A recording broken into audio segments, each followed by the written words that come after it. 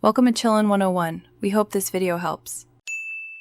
You start by confirming prerequisites: Firebase project, app identifiers, and the correct SDK.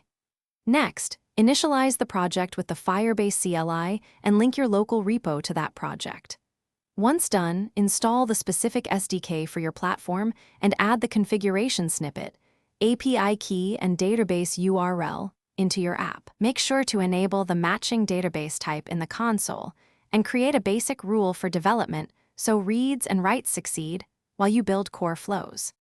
Now implement your data model and the core database interactions.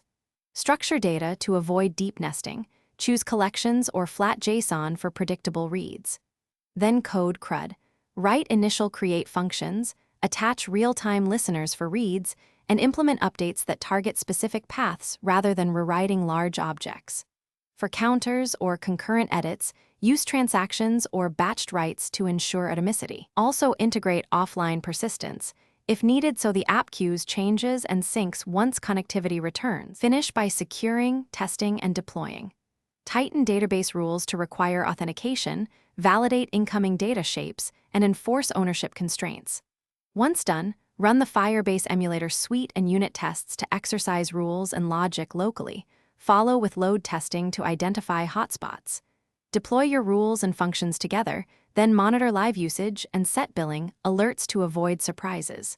If something breaks, roll back to the previous rules or code version and check emulator logs to trace permission or runtime errors quickly.